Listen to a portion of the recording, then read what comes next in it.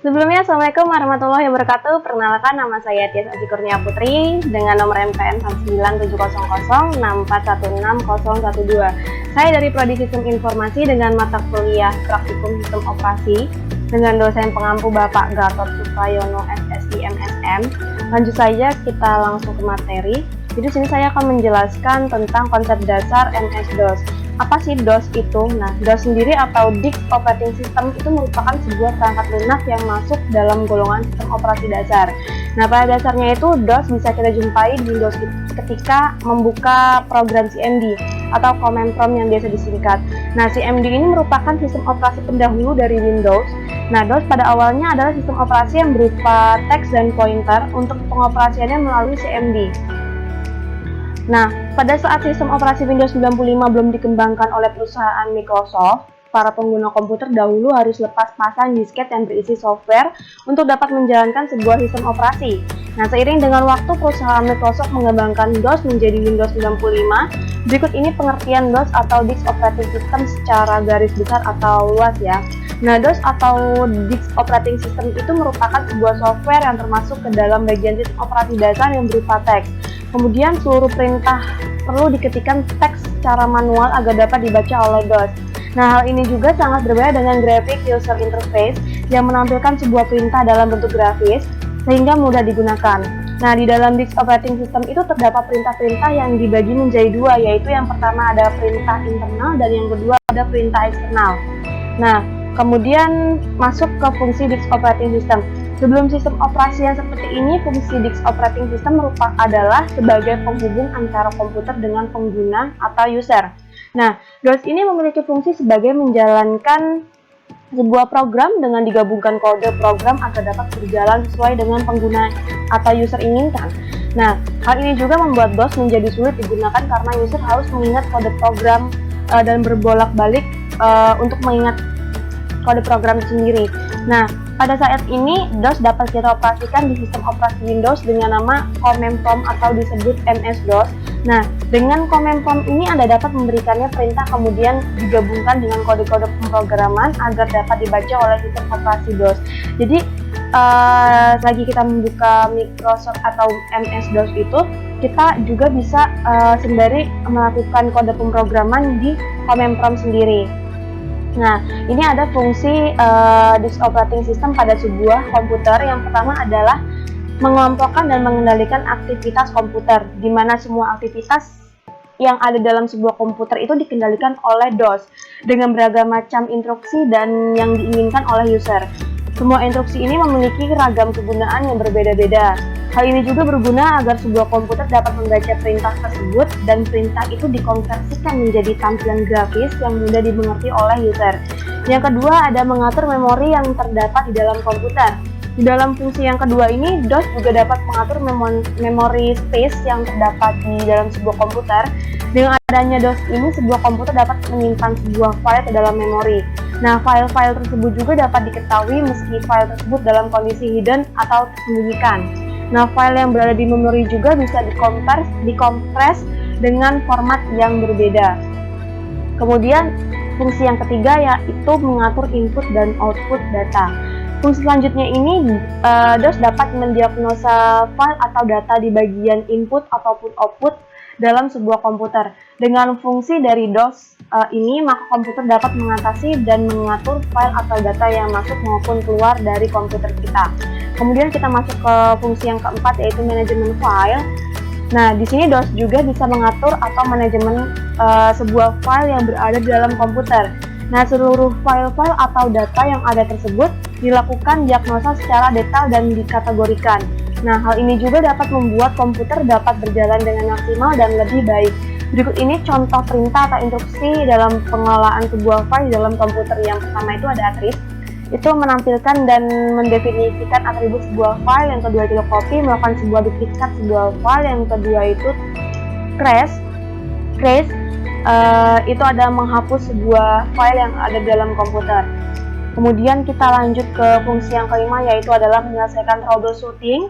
Itu fungsi yang selanjutnya adalah dengan DOS kita dapat mengatasi masalah pada sebuah file atau program dengan troubleshooting. Nah, dengan troubleshooting ini Anda dapat memecahkan sebuah masalah pada file atau program dengan cepat. DOS akan mendiagnosa sebuah file atau data tersebut, kemudian hasilnya akan ditampilkan ke komputer sehingga Anda dapat mengatasinya. Kemudian kita masuk ke fungsi yang terakhir atau yang keenam, itu mengamankan sebuah data.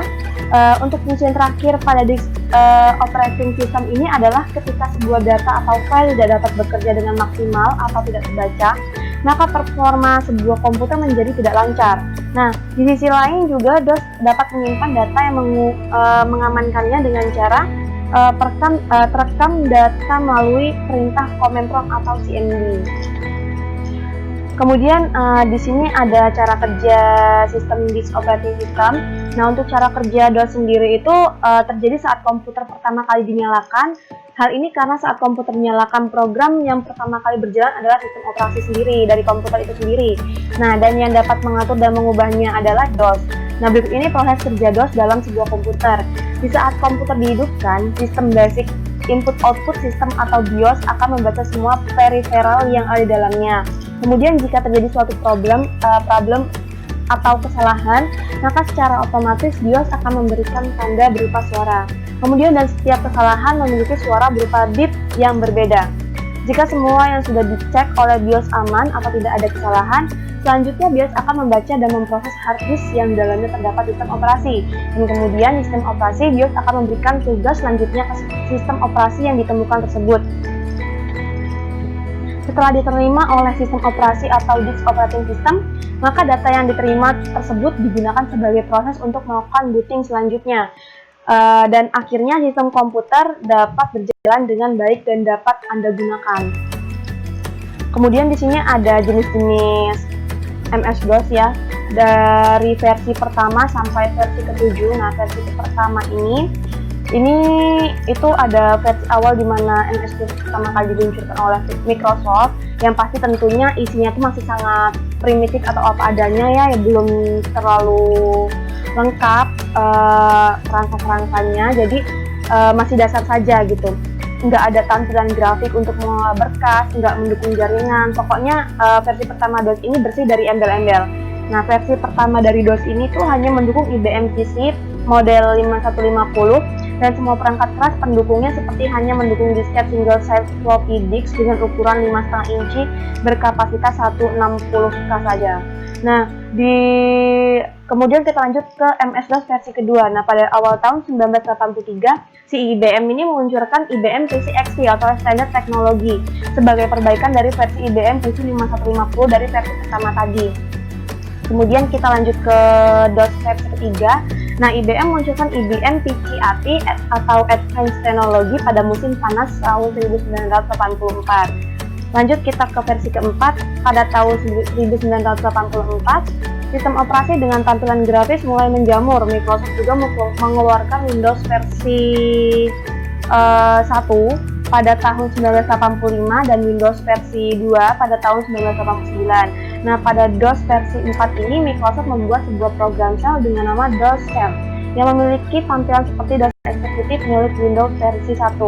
Kemudian kita masuk ke DOS versi 5. Jadi IBM itu memang sudah nggak membuat gebrakan-gebrakan baru dalam industri mikrokomputer ya, karena pasar yang sebelumnya dikuasai IBM ini telah dimakan sedikit demi sedikit oleh para kompetitornya, sehingga seperti Compaq, Hewlett-Packard, dan juga Dell yang juga memproduksi mikrokomputer yang kompatibel dengan komputer IBM. Jadi karena menggunakan desain yang sama dan juga mikroprosesor yang sama yang dibuat oleh Intel Corporation. Kemudian kita masuk ke DOS versi ke-6. Nah, versi ke-6 ini dirilis pada tahun 1993. Nah, versi ini tuh memiliki banyak utilitas tambahan seperti halnya antivirus, MSAX, virus protection, VSafecom, terus yang diadopsi dari Centralpoint di situ. Oke, kita masuk ke DOS versi ke-7 atau yang terakhir nih. Versi ke-7 ini tuh dirilis hanya beberapa bulan sebelum Microsoft meluncurkan Windows 95 ternyata. Jadi sebuah versi Windows yang benar-benar independen dari MS-DOS ya. Mungkin sampai sini saja saya dapat menjelaskan tentang konsep dasar MS-DOS. Kurang lebihnya jika ada kesalahan dalam menyampaikan saya mohon maaf. Saya akhiri, wassalamualaikum warahmatullahi wabarakatuh.